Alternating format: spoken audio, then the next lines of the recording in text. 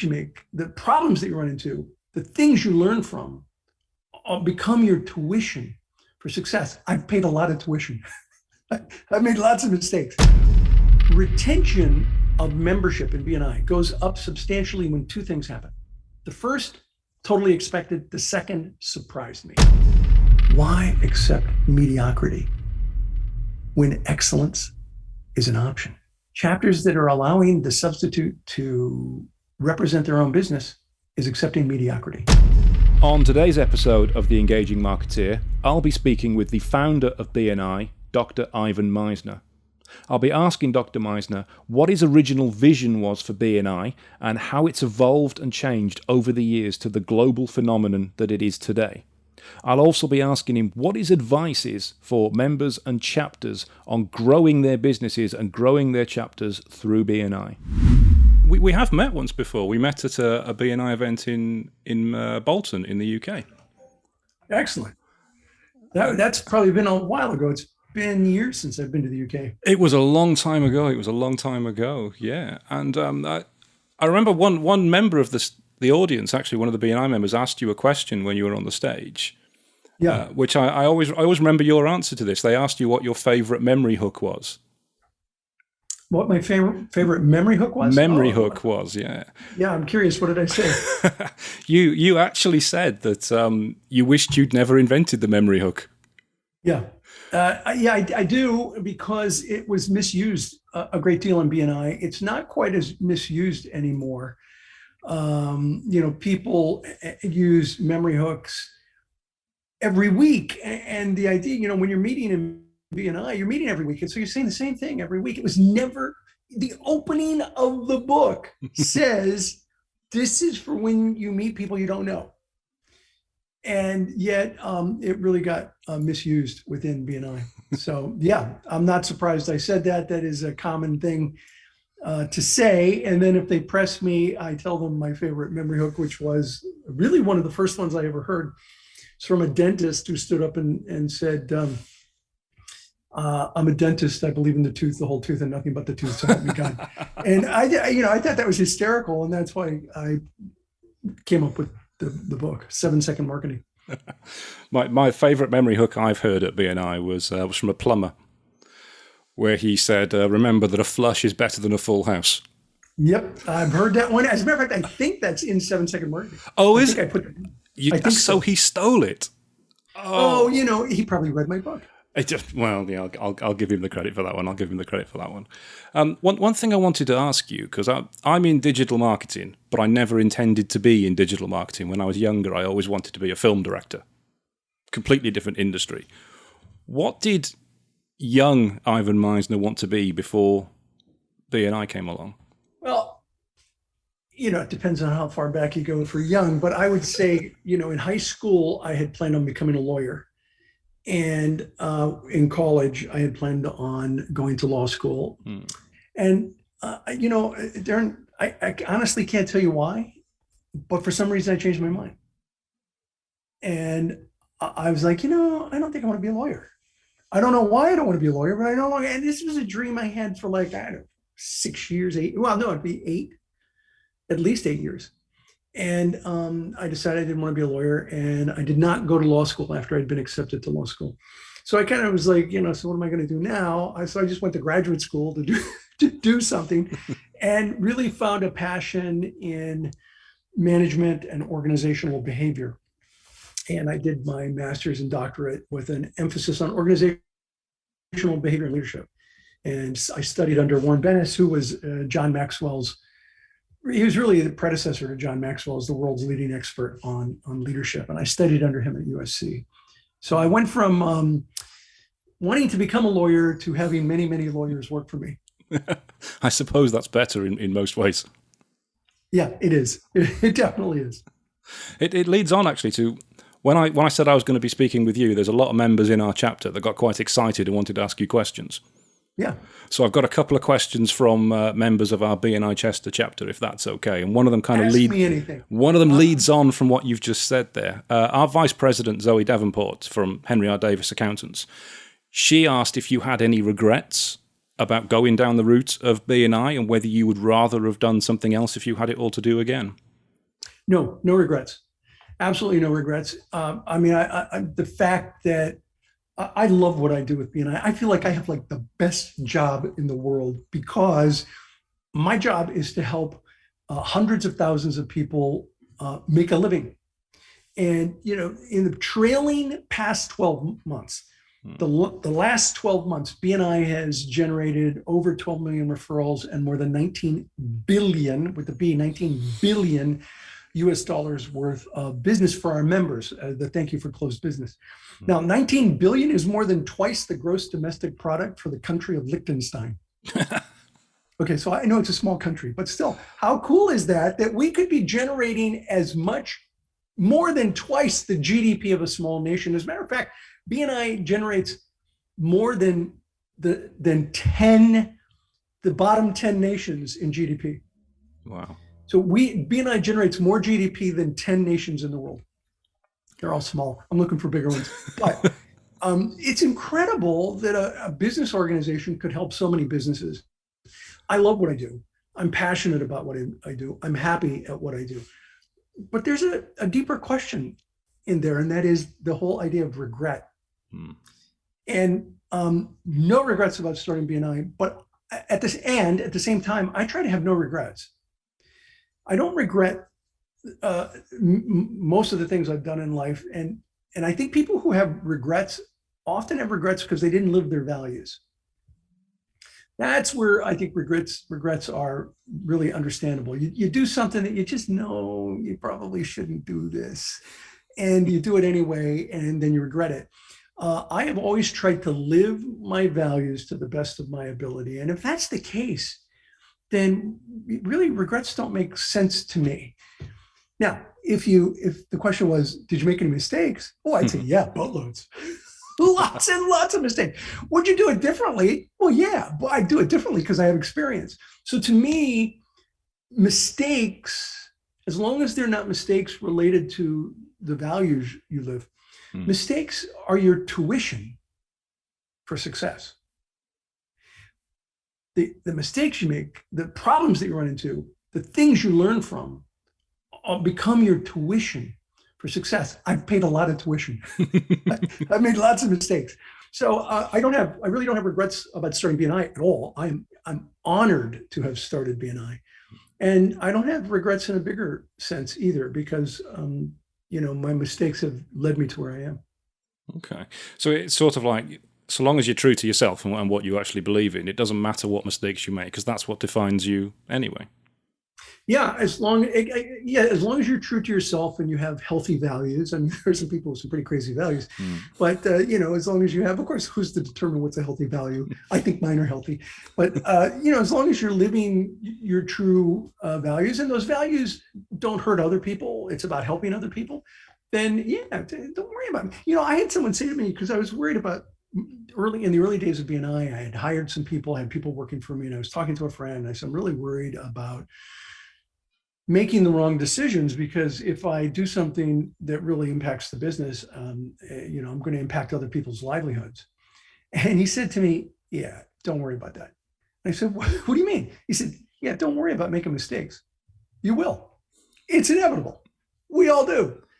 So just focus on recognizing when you make a mistake, addressing it as quickly as possible, fixing it, taking responsibility for it, fixing it, and moving on.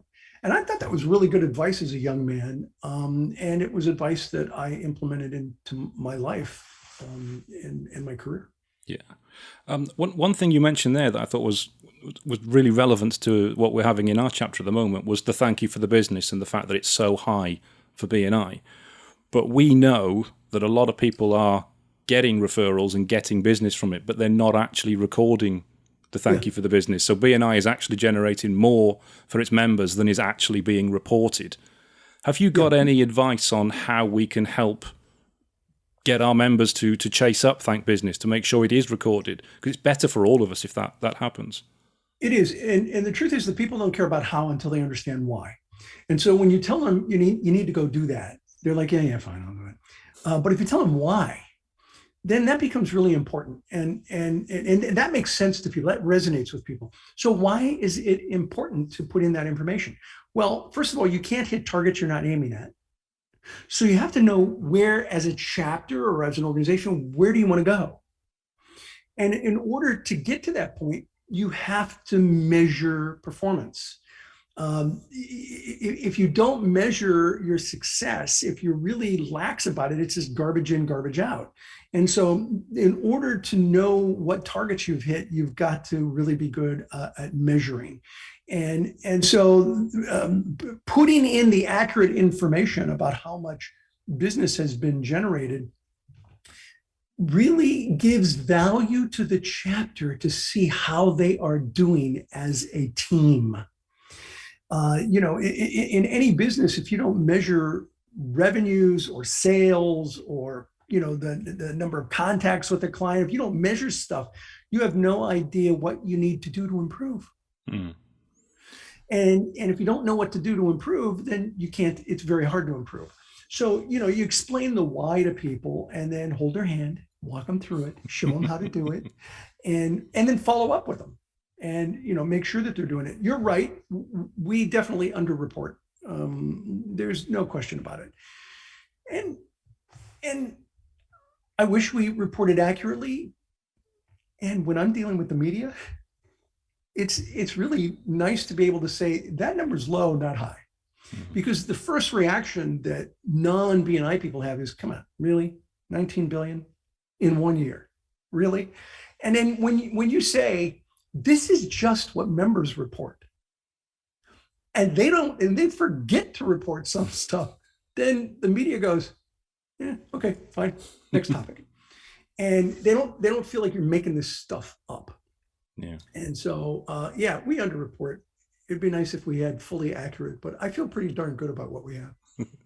Yeah, because I know we as a business, every month we go through all of our invoices that have come in and trace back to where it's come from. And if it's come from BNI, we put the thank business in time for the first meeting every month. So ours we know is recorded properly. Just wish everybody did it that way. That. Yeah. Now, here's other things that aren't reported and will never probably be reported. What about a referral that you get from a member?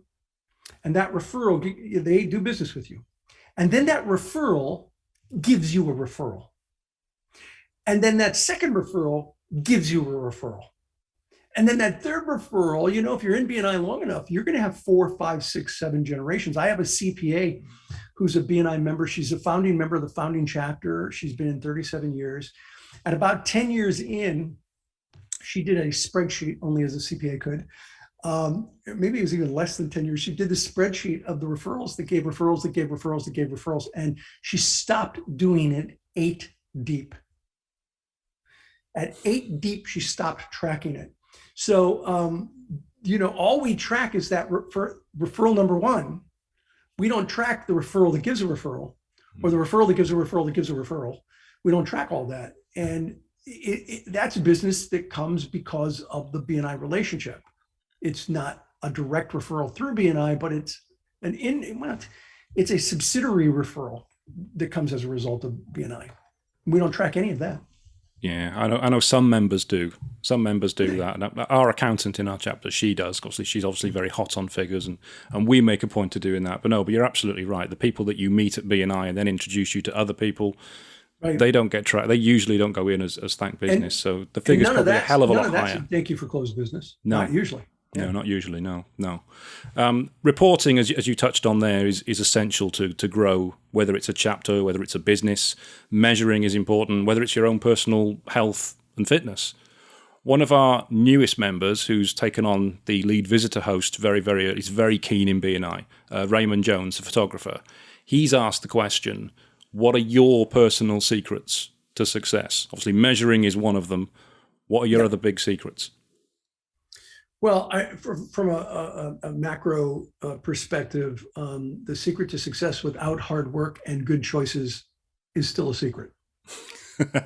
It just doesn't exist. It takes hard work. I mean, sometimes people win the lottery and everything's great, but what percentage of the population wins that? And by the way, why is it that so many people that win the lottery end up going broke?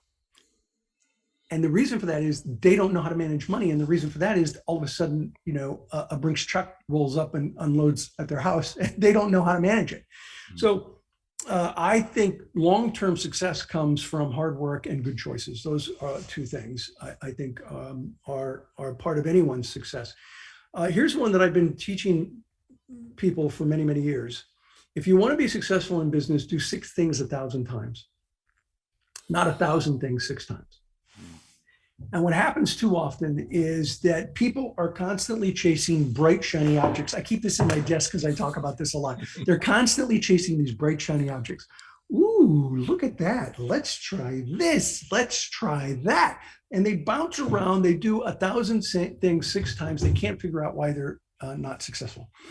If I have any superpower as a business person, it is that I am a dog with a bone. I will take something and work it and work it and work it and work it. It's one of the reasons why BNI meetings are every week.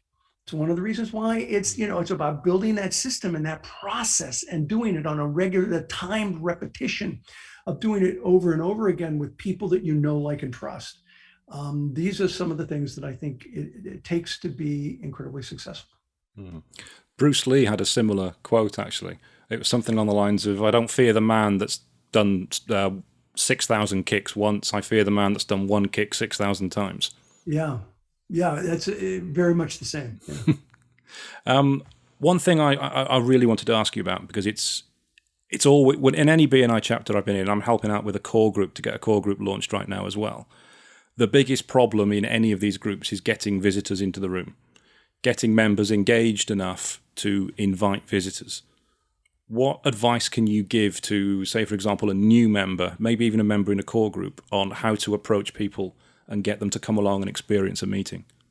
A couple of things. One is, I think we've become overly reliant on giving people stuff or sending them to websites when you don't need to do that. When I started BNI, with 1 sheet of paper. That's all I had. It was the agenda typed up by me on an IBM Selectric typewriter, which is basically a doorstop now. And back then I typed Columbus style, seek out and discover, right? I didn't type well. And I typed up the agenda. And I would invite people to a BNI chapter. And they would say, well, do you have any brochures? I said, no, but you got to come to this meeting and bring 35 business cards with you, because we're all about generating referrals for another. Okay, well, do you have any material? No, I don't have any material, but you got to come to the meeting. You got to experience it, because it's amazing. You sit there with all these people and they're there to support and help each other. It's an amazing experience. Well, surely you have some material. And finally, I would say to somebody, well, I've got an agenda. And they'd look at the agenda and they'd, well, this doesn't really tell me anything. And I'd say, no, it doesn't. That's why you have to come to a meeting. You have to experience a meeting. I opened 20 chapters in 1 year. I had no material. There was no internet in 1985. I had nothing but 1 sheet of paper. And the truth is, I rarely used that sheet of paper. It was all about getting people to come to a meeting. The way I recommend that you invite people now is a system that I call we're interviewing. And I think this is the best way to invite anyone to a network that you are part of. And it goes like this. I'm in a referral group. We get together on a regular basis. We're interviewing people in your profession right now to find somebody that we can give all of our referrals to. I think you might make a good candidate. And then wait and see how they respond. What happens too much now is that people are like, oh, I am in this organization. You have got to join this organization. You're gonna be like, yeah, I know it meets every week and it's a lot of work, and they start giving all these reasons why somebody would like, no, I don't want to go to that. Instead, flip it. Instead of begging, you should never beg anyone to come to a networking meeting. You're doing people a favor when they get a piece of that $19 billion. You're doing them a favor when you invite them to a networking group. They're not doing you a favor by coming. And so the we're interviewing strategy flips that on its head. I'm in a referral group. We're looking for someone in your profession, or we're interviewing people in your profession. I think you might make a good candidate. What's not stated there is we might not pick you. You don't say that, but that's what's not stated. And entrepreneurs hate not being picked. They want to be picked. And so it just changes the dynamic to something more exclusive. And then when they come to a meeting, interview them. Don't just say you're going to interview them. Interview them.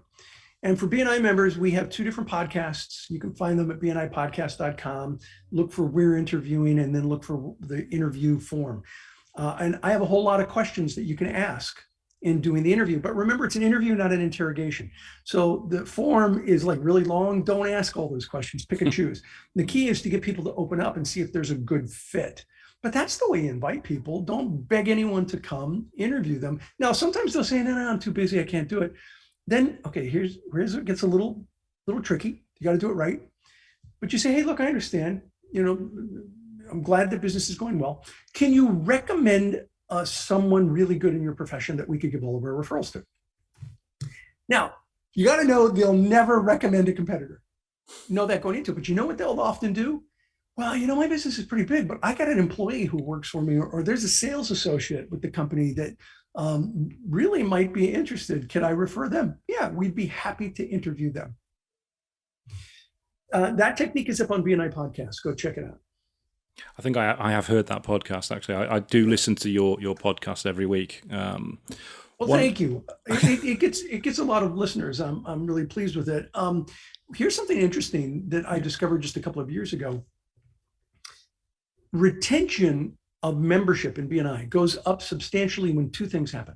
The first, totally expected. The second surprised me. The first was people who go through member success program training have a higher retention level in BNI. They stay longer because they've been trained. What a thought.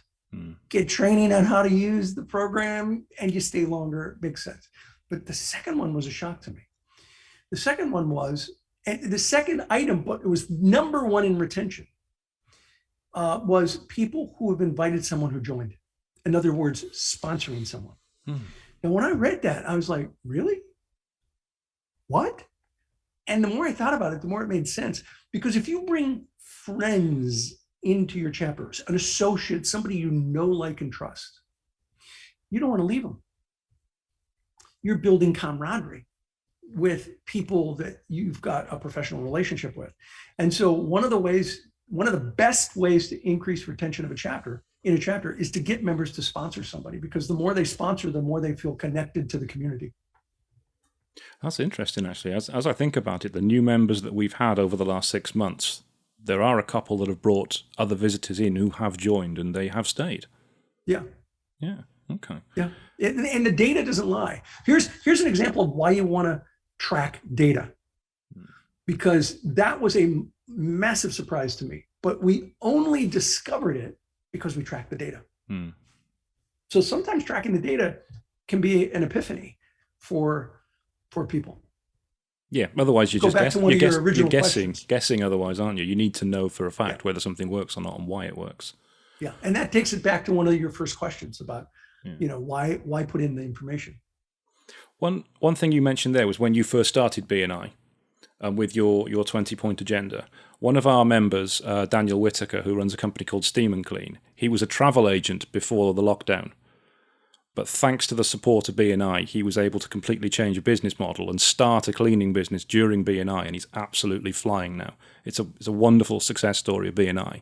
But he asked the question, how was your initial vision for BNI evolved since you had it, and did you expect it to be where it is now? So the short answer to the question is no, I didn't expect it to be where it is. I got there pretty quickly, but I started BNI because I needed referrals for my consulting practice. I'd like to tell you I had this vision of an international organization with chapters all over the world, but I needed some referrals for my consulting practice. I lost a big client, and one of the best ways for me to get business was through referrals. And so I formed one group, just one. I did not plan on having more than one. And someone came to that group who couldn't join because, as you know, in BNI, we have one person per professional classification. And she said, hey, this is great. I could get a ton of business out of this, but I can't join because my classification is already represented. Would you help me open up a second chapter? Darren, I actually said no to her. I said, no, I don't run networks. I'm a business consultant. And she said, well, this is kind of consulting. You're helping me build my business. I'm like, that's kind of a stretch, but yeah, sure. Okay. So we opened a second chapter. And at the very first meeting of the second chapter, 2 people came who couldn't join because of a conflict with a third person who, was already in the core group. And these 2 guys said, hey, would you help us open our own chapter in our cities? And I was like, no, this isn't what I do. I'm a business consultant. They talked me into it. And then boom, we were off to the races. And that's why I didn't have any brochures or marketing material, because I didn't plan on having a business. I didn't plan on this being a company. It was just part of my consulting business. And after a year, we opened the 20 chapters. And that was the point. That was my epiphany moment. That was I call it my Brody moment. You remember in Jaws? Yes. Sheriff Brody? Remember towards the end of the movie, he's throwing chum out in the ocean. And for the first time, he sees the shark. And he turns around and he walks to the captain and he says to the captain, you're going to need a bigger boat. And so I had my Brody moment in December of '85, when I always take time between right before New Year's to reflect and to look to the future. And, that year is like, what happened? This wasn't part of my plan at all. I had 20 of these groups. I was just planning on one. And it hit me. This is going to be way bigger than I thought. I'm going to need a bigger boat. Mm. And that's when I then started doing calculations as to how big BNI could be. By June of '86, I had completed my calculations. So you got to remember, in '85, '86, there was no internet. So you couldn't go to Monsieur Google and ask questions about populations. I actually had to go to a library, get reference book, check out books, do calculations. And I calculated that someday, BNI might be able to have 10,000 chapters. And I remember telling a friend of mine, I think we could have 10,000 chapters. Now, this is June of '86. I think we could have 10,000 chapters in BNI someday. And he said to me, and how many chapters do you have now, Ivan? I said, well, 30. He said, you have 30 chapters. And you think you could have 10,000? I said, yeah, I really think that BNI can have 10,000 chapters. And in 2020, December 2020, BNI crossed the 10,000 chapter mark. We did it in about half the time. I didn't think it would happen in my lifetime. It did. Wow. And so, yeah, so the answer to your question is no, not immediately. But I realized that it was a classic example of necessity being the mother of invention, and that I needed to act on that. And I'm glad I did. And I'm glad I sold my consulting business a few years later because, well, I've already told you, I love what I do, and I feel like it makes a difference for a lot of people. Okay. One question I've really wanted to ask you. It comes to the fact that you mentioned your 20-point agenda, so that every BNI meeting has the same structure. So wherever you go in the world, it's the same structure. And I've been to a BNI in Orlando, and I've seen the meeting over there and how different it is to the UK, but it's still the same structure. There's still a lot of character, personality, and interpretation of that structure in different regions. So with us, for example, there's 2 regions very close to us that have a completely different interpretation on how visitors and substitutes are treated. So they're not allowed to do their weekly presentation if they're a visitor or a substitute. Well, that chapter is doing it right. That chapter, see, that's why I wanted to ask you, see, because in our chapter... That chapter's doing it right. A visitor can do an introduction, but a substitute needs to represent the profession that they're there to represent.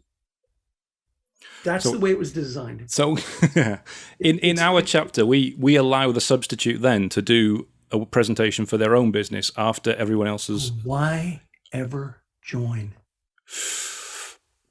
Because the substitutes tend to be members of other groups. So they're double dipping, and you're good with that? It's difficult. I know where we're going with this. It's difficult to get a sub. It benefits the sub. It does. And not you. It benefits the sub and the member because the member. And the member who's being lazy and not getting a substitute who will really represent them. Yes. Ooh, that's Go back to my podcast. I have a Yeah. podcast where I say I regret creating substitutes Really? because it's abused so much. Yeah. A sub should be, listen, I've gone to chapters that have a sub that were amazing. I went to a chapter once where the substitute, the member next to me said, the member's never done such a good weekly presentation as the substitute just did.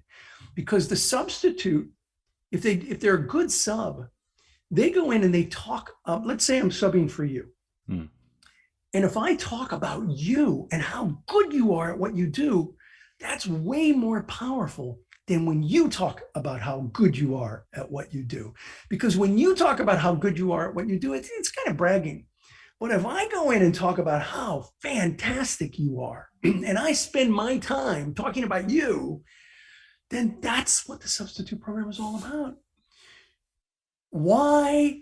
Here's my question to chapters who do what you're describing. Okay. Why accept mediocrity when excellence is an option? Excellence is an option. Chapters that are allowing the substitute to represent their own business is accepting mediocrity.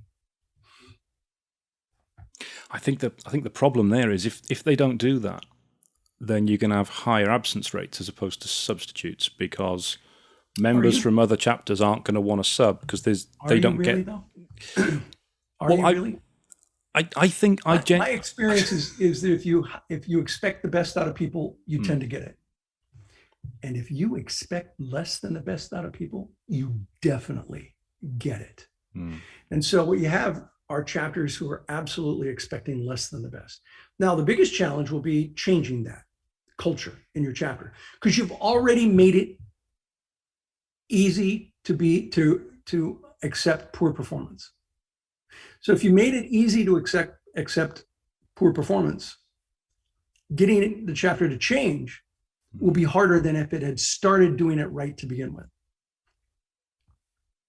I think that the difficulty there, honestly, the difficulty there is that you wouldn't get members from other chapters subbing for you. Fine. They're just there to get business for themselves. Exactly. Yeah, they're in it for themselves. Completely agree with that. They're in it for themselves. You shouldn't be getting members from other chapters to sub. But then you will be getting your clients. This is the way it was designed. You should be getting your customers, your employees. Oh, we do that. We have. That's what I'm not talking about you personally, but a chapter. Yeah, we do that. Their members should be getting their clients to sub for them. They should be getting their employees to sub for them, because that is true to the process. I'm coming in to represent this person. That's why I'm here. The rest is false advertising. But. And I didn't think it was going to go down this route. But let's say, for example, the member's a one-man band trade. So he's got nobody working for him. He's on his own. He's going away for 2 weeks. All the people he does work for are homeowners. They're not businesses. Typically, in our chapter, he would look for people in other groups that he's met at training to sub for him. But if those subs aren't allowed, you're making excuses for people. I know a contractor, who's been a member for 20 years, and he gets other contractors who he's a general contractor, so he brings his electrical contractor in to represent for him, or he will bring in a client who's been a client for a long period of time. So it comes down to look. if you want to make excuses, and you want to be less than the best, then go that route. But if you want your chapter to be its best, there's a reason why. Those other chapters say you got to represent the person that you're supposed to be there to represent. What a shock. Rather than look for a loophole, follow the program. I wasn't looking for a loophole. I'm just trying to see what. No, but that's what chapters are doing. I'm not talking about you personally. Yeah. This isn't about you. No. This isn't about me. This is about what's best for a chapter. And what's best for a chapter is to not look for loopholes. Hmm. When you have an employee who finds loopholes to get the job done, but it's not being done as well as it could be, does that make you happy? No. In some No. industries, that's So what you've dangerous. just described is a process that has a loophole that allows mediocrity, supports, argues for mediocrity. Why accept mediocrity when excellence is an option? That's, it's up to your chapter, and your chapter changing will be unbelievably difficult. Oh, yeah. No, I completely think that. Yeah. I mean, even to broach this in a committee meeting would be almost like a war. But it's something I will bring it up, though. I will bring it up. Well, then if you're going to bring it up, I would bring up the podcast where I talk about it, so that it's not quite so all about your chapter. Yeah. Episode number 533. There's no substitute for a good substitute. I'm pretty sure I have heard that one as well. Yeah. Check that one out. 533. Okay, we can change topics. We can disagree without being disagreeable. No, I'm not disagreeing. No. I mean, I'm yeah. Well, you disagree a little, and that's a little. That's okay. Okay. Well, let's go further down the rabbit hole then. I've got something else. I've got something else that I think is not part of the BNI agenda that we do that I think is important, and I'd love to know your thoughts on this. The contribution section. Strict letter of the law, contribution is a referral, a visitor, and a testimonial. Now, we like to, in our chapter... And wait, a referral? A referral, yeah. Yeah. Yeah. A visitor is not part of the testimonial section. No, part of the contribution section. Well, you're talking about where you give, there is no contribution section. There's the referral part of the meeting, and the referral part of the meeting, you can do a testimonial if you don't have a referral. Is that what you're talking about? We are, yeah. Well, yeah, we do a testimonial if we've got a testimonial. We say what referrals we've got, but we also thank the visitor that we brought if we've got a visitor in the room at that point. So, I mean, okay, it doesn't have stuff up.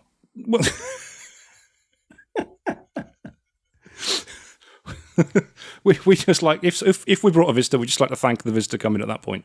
But that's just, and does that serve any value at all? Because you can thank the visitor. Why not thank the visitor during your weekly presentation? Ooh, I know why. Because you want to talk about yourself. No, that's a good point. The referral part of the meeting has to be about a member. You're either referring business to a member or you're giving a testimonial for a member. Thanking the visitor is filling blank space to make you look good. But it's not about another member. So you're making stuff up. Let me read something to you from... Tom Peters, who wrote In Search of Excellence?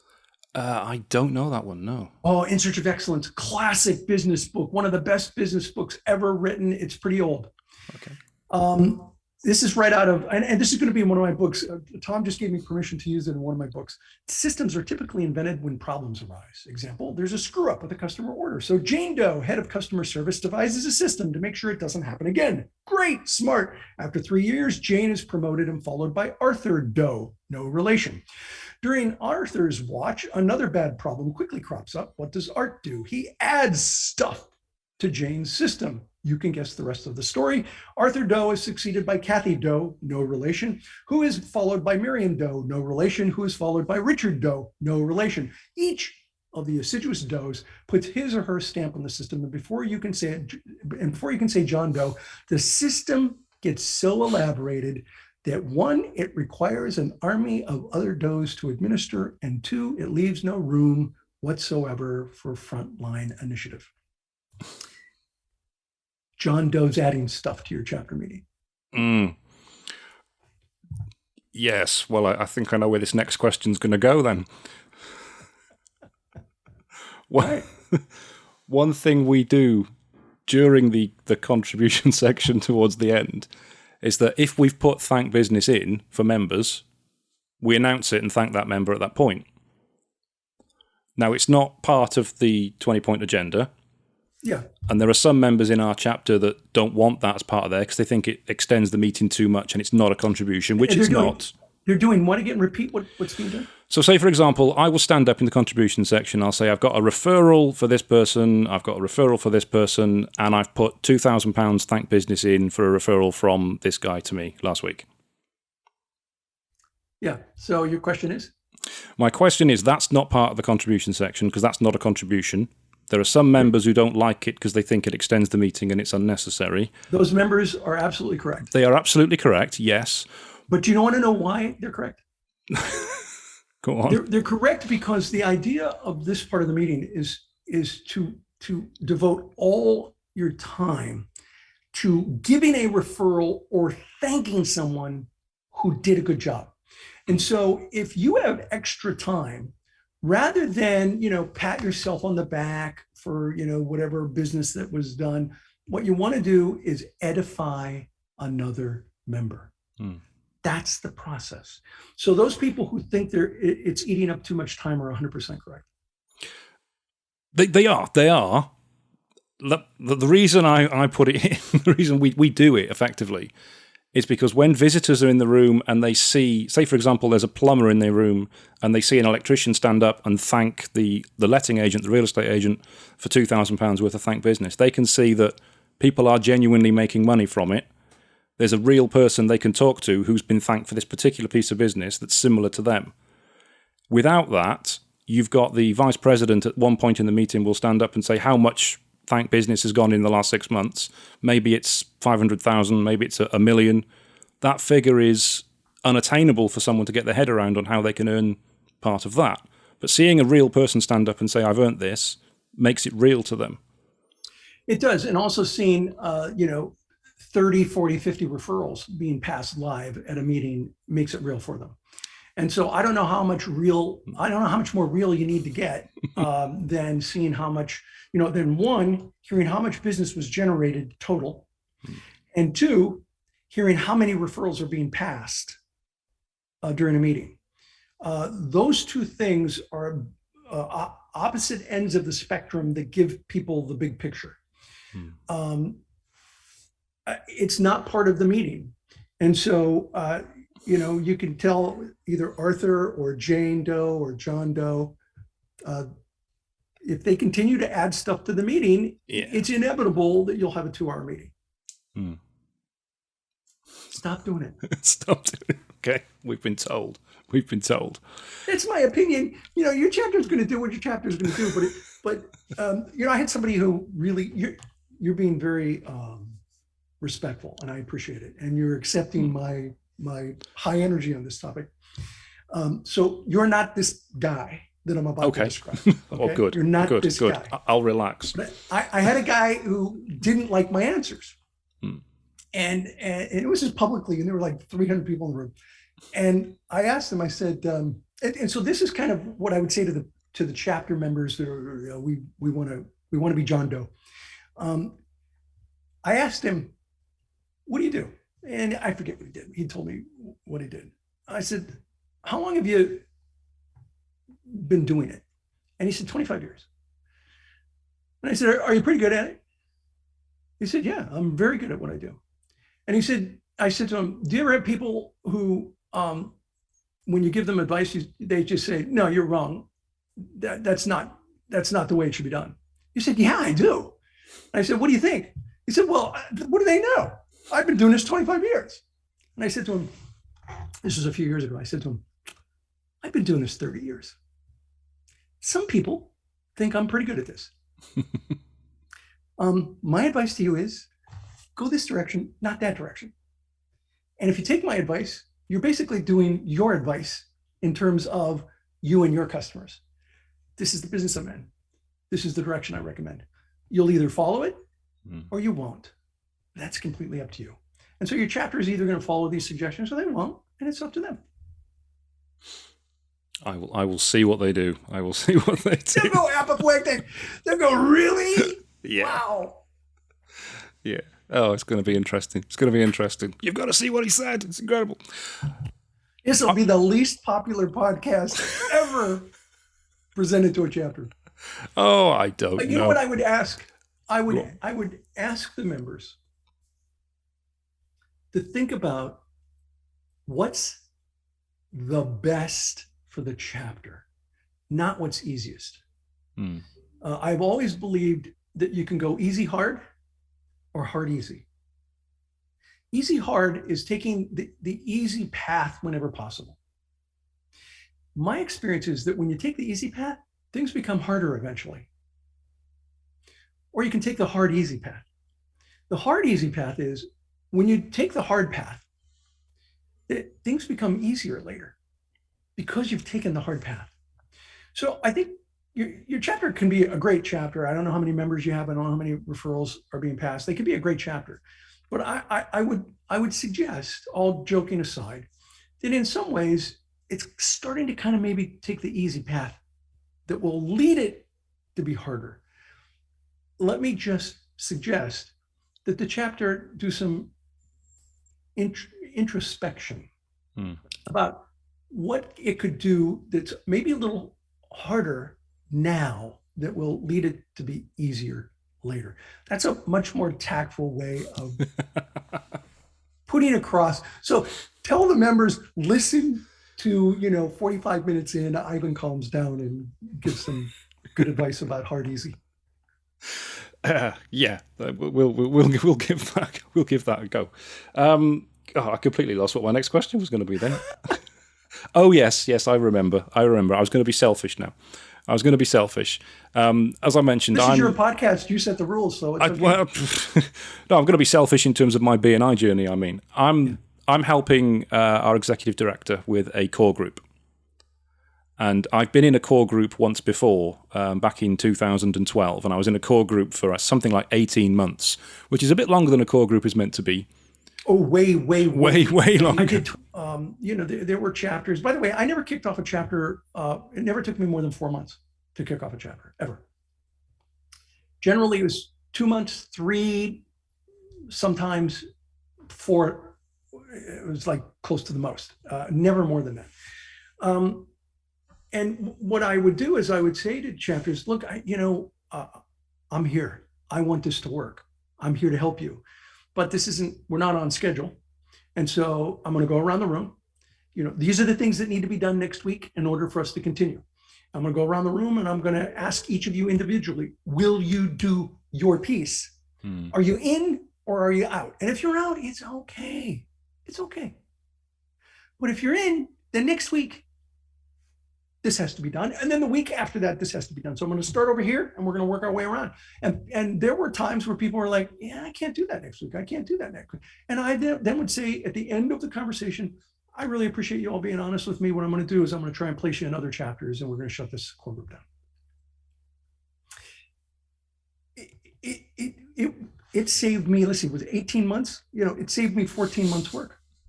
Yeah. And more importantly, because people don't care if I have to work, it saved the members or prospective members 14 months of wasting their time. So what you have to do is draw a line in the sand. Tough love. Don't be mean. Don't be angry at them, but be firm. And the more you allow them to get away with not, why accept mediocrity? Here's a theme. This is a theme. It's a theme. When excellence is an option. And what happens is it's easy to accept mediocrity because, people use excuses constantly. An excuse is not as good as a result, ever. Excuses are not as good as results. And so the thing about core groups is, and chapters in general, but the thing about core groups, the thing about business is you got to draw a line in the sand and say, this is what's okay and this is what's not okay. And you have to be willing to walk away.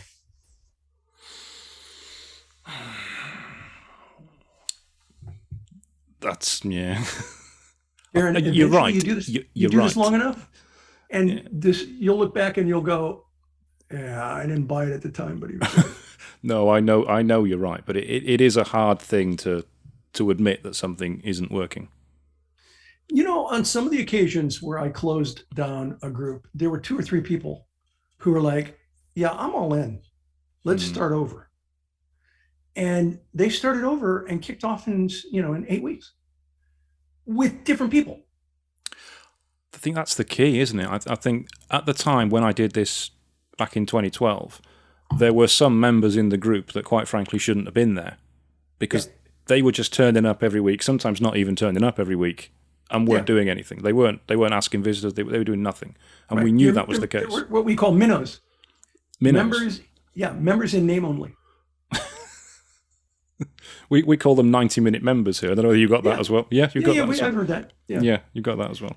Yeah, and so sometimes the way to do a launch and the way to build a chapter that's really struggling is something I call addition by subtraction. So one day I came home to my house in LA, and my late wife had just worked in the garden and we had like 50 rose bushes, and they were all cut way, way back. And I said to her, why'd you cut all the rose bushes back? And she said, well, if you want them rose bushes, you have to cut way back, and then they bloom really well. And I thought, oh my goodness, that's a BNI chapter. Sometimes you have to cut a chapter back to have it grow. That is also true with core groups. That if you've got a member who's not committed, hand them their application back and say, we really appreciate your interest, but this isn't a good fit. Addition by subtraction. No, that I have absolutely no qualms about. I think you're 100% right there. We did that with our group a couple of years ago when it was struggling, and I took over as the chapter president there, and we identified a couple of members that really shouldn't have been in the group because they weren't doing anything. And once they came out and the group got down to a smaller level, we then grew right back up. So we went down from something like 8-9 members back up to 24, 25 members. Yeah, and see, good for you. Well done. That's hard to do, and it's counterintuitive. It's like driver's ed, right? Where remember when they say if you hit ice, turn in to the skid, and you're like, well, that doesn't feel right. Addition by subtraction doesn't feel right. I talk to a lot of chapters who have a hard time buying what you did because they're like, we want to grow, and you're saying to cut back 2 or 3 members? That doesn't make any sense. Well, it does if you want to grow, because it does 2 things. First of all, you get rid of the dead wood, people that, sometimes people like that, they complain like it's an Olympic event. Yeah. I've checked, it's not. And they bring down the energy of the chapter. Plus, if you cut loose a couple of people who are members in name only, then the rest of the members are like, oh, this guy's serious. Okay, I better step up. And you get people stepping up, and you get rid of the people that are bringing people down. No, yeah, that's exactly what we did, and it was completely the right thing to do. Some people didn't like it, but it had to be done. Yeah, well, it's best for the chapter. Here's where you focused on excellence. Good. I feel better now. You're not telling me off. That's good. Oh, God, I wasn't telling you off before. I know. I really wasn't, but I was being honest. I was being honest based on my years of experience with the organization. And sometimes, sometimes it's good to hear a different perspective. It really is. Particularly when it's as well versed in it as yours. Yeah, I'll give you an example of. It had nothing to do with business even. 10 years ago, I was diagnosed with cancer, and I was told I had 6 months to get surgery, radiation, or chemotherapy, and I decided to go a holistic route. And I managed to go 10 years without having to get surgery, radiation, or chemotherapy. And in that 10-year period, my medical doctor said to me, "Why do you keep coming to see me?" He was mad. "Why do you keep coming to see me? You don't do anything I say." And I said to him, "Are you familiar with groupthink?" And he said, "No. What is that?" I said, "Well, it comes out of the Kennedy administration, where the Bay of Pigs, where he just listened to the experts, and then he later listened to his entire team. He made everyone give opinion, and he heard stuff he didn't want to hear. And this is the point. He heard opinions he didn't want to hear, but it gave him a big picture. And the difference between the Bay of Pigs and the Cuban Missile Crisis, he'd listened to everybody on the Cuban Missile Crisis, whether they were, intelligence officers are not. And he listened to, the other side of the equation. And of course, the Cuban Missile Crisis was amazing. It avoided a nuclear war. And I said to him, "You're my antidote to group think." And he said, "I can do that. I can be that." And he was very happy when, 6 months ago, I decided, okay, your time is right. It's time for me to do this. This is why I keep coming to you, because it is now time. And so just a month or so ago, I got radiation after 10 years. I'm in good health. But my point is, sometimes we have to hear things we don't want to hear. We have to embrace things we don't want to hear so that we can make informed decisions. And so I am certain I have given ideas that your chapters don't want to hear. Some of your members don't want to hear. Yeah. Just keep an open mind. My only goal is for you to have the best experience, to get the best results you can possibly get. That's my only reason. I don't need to do this. I do this because I love it. And I just want you to be successful. And so I tend to go the hard, easy way. To be honest, I can tell you love it. Your passion is coming through quite obviously at the moment. Yeah. I think people are either working in their flame or working in their wax. And when they're in their flame, they're on fire, they're excited, they love what they do. You can hear it in their voice. You can see it in the way they behave. When they're working in their wax, it takes all their energy away. And you can hear that in their voice, and you can see that in the way they behave. And so, yeah, this is my flame. I love what I do. Excellent. I think we've got time for just one more question, because our absolutely anything. This is from our secretary treasurer at our chapter, Denise Durbin from Speedwell Roofing. She asked if you could do one thing in life, knowing that it absolutely could not fail, what would it be? Well, I think I'm about to kind of do it. I am a future astronaut for Virgin Galactic. Whoa. So I got a ticket back in 2007. So I've been a future astronaut for Virgin Galactic for quite a long time, 15 years. And, I don't know that, you're never certain that it won't fail, but I'm kind of banking on it. And so I will be one of the, first 100 or so people who go up on the commercial flights with Virgin Galactic. And I've had a chance to meet Branson many times, and amazing human being. Very much a person who believes in excellence. And and it's certainly, I've learned a lot from him. So yeah, I'm going to be an astronaut. Well, that's going to be an experience that everybody would want it. It's going to be incredible. Yeah. Okay. Yeah, I think so. Thank you very much for joining me on this. It's been an absolute pleasure speaking with you. A real ding dong we had in the middle there, and I loved every second of it. Thank you very much. Thank you, and I'm always happy to take tough questions. Just know that I want the best for members. And so if I have high expectations, it's because I just want this to be an unbelievably positive experience for people. And sometimes that means, you got to be honest. Thank you. Honest I'm trying to be honest from my perspective of my experience. No, I appreciate that. Thank you very much.